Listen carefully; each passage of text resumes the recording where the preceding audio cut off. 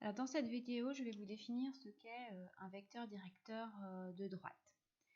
Donc on va dire qu'un vecteur U est un vecteur directeur d'une droite quand il existe deux points de la droite que j'ai notés dans la définition A et B, tels que mon vecteur U est égal au vecteur AB.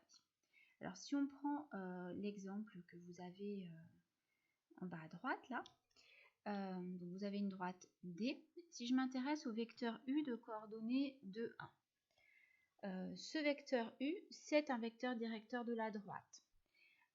Alors, je vous l'affirme, vous avez par exemple le point A de coordonnées 3, 3, le point B de coordonnées 5, 4 qui appartiennent à la droite D.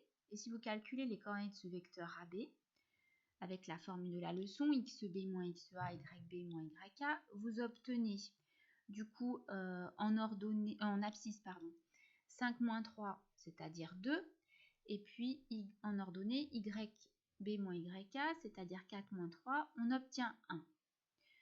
Donc les coordonnées de AB sont égales à 2, 1. On pouvait aussi le voir graphiquement parce qu'on se décale de 2 unités sur l'axe des abscisses et de 1 unité sur l'axe des ordonnées. Donc le vecteur AB et le vecteur U ont les mêmes coordonnées, ils sont donc égaux. Alors vous remarquerez que ce vecteur U et puis la droite vont avoir la même direction. Ce sera toujours le cas.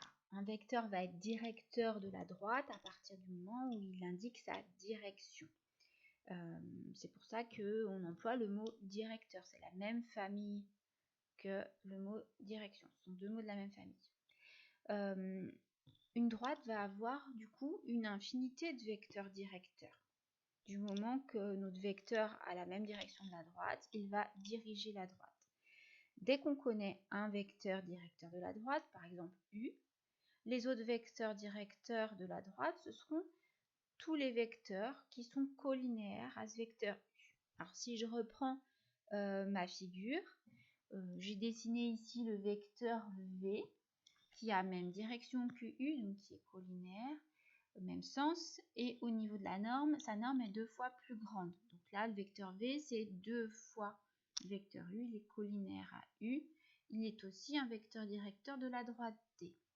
J'ai dessiné aussi le vecteur moins U, qui est le vecteur opposé du vecteur U, même direction, sens contraire et même norme. Un vecteur collinaire à U aussi, et c'est aussi un vecteur directeur de D. J'aurais pu dessiner une infinité d'autres vecteurs. J'aurais pu dessiner moins 1,5 fois le vecteur U. Il y a l'embarras du choix. Voilà. Donc dans ce chapitre, il pourra être utile quand même de revoir comment on démontre que des vecteurs sont collinéaires. Donc soit on exprime l'un comme étant un certain nombre de fois l'autre, ça c'est la définition de la collinéarité. Soit vous avez appris à utiliser aussi ce qu'on appelle le déterminant quand vous connaissez les coordonnées. Je vous renvoie au chapitre de vecteurs correspondants. Enfin, dernière remarque, deux droites sont parallèles si et seulement si elles ont des vecteurs directeurs qui sont collinéaires. Deux droites vont être séquentes si et seulement si elles n'ont pas des vecteurs directeurs, elles ont des vecteurs directeurs qui ne sont pas collinaires.